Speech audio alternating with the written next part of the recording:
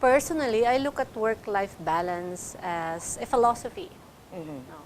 We look at work as something that is part of our life. Yes. So we don't look at work-life balance as a dichotomy or separating work from life or a continuum, but more of an integration. Integration. So we do work Yes. while we are spending it in our lifetime.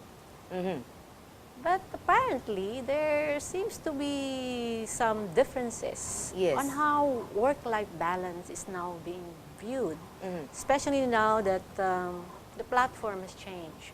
We're now region-wide, so we're now into the ASEAN. Yes. So we look at now work-life balance not only in the context of the Philippines, but ASEAN-wide. Okay. So there is more of work-life integration. Integration. So you look at work as part of your life. So you do both at the Yes. same time. Like now, we're into ICTs, no? With Yes. cellular phones and our Yeah, the computers. information We're- communication. We're doing our work on the computer, but at the Yes. same time, we could chat. Yes. We could answer messages from our colleagues So, or our madali na family para and sa atin friends. mag-connect, right? So we do both work at the same time.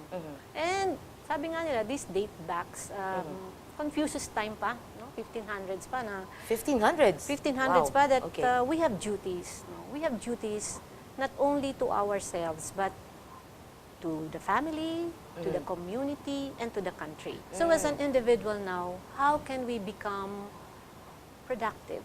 How can we become socially engaged in terms of our role as an individual? So it's like telling a while ago, an interview of Howell with Amway is choose to be healthy.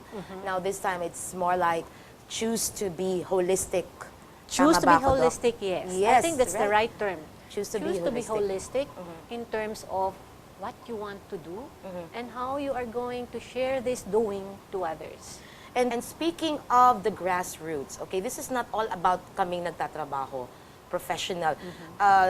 Doc and I were talking a while ago that even the vendors, The vendors, the farmers, we the would- housewives. which means that I think the function or the reason why we're having the conference is to really involve everyone. Involve everybody in this movement because everyone has a role Okay. to play in the development of a community or a society or a country for that matter. So we're bringing the grassroots to become corporate Correct. at the same time. Youth aspirations. Bakit kasamang youth? Ayan. Well, sabi nga natin, the youth Yes. is the hope of the fatherland. Yes, so They will the be the next future leaders. future leaders. And So, as early as now, we're trying to inculcate in the youth what their aspirations are when they grow older, when they become workers themselves. So their views now would be able to influence policymakers on how to prepare work-life balance as an ideology, as a framework for the ASEAN as That a whole. makes a lot- Ako, personally, you Yeah. have to do something that you want. okay. So your passion in doing that will radiate into other opportunities or into other things that you want to do.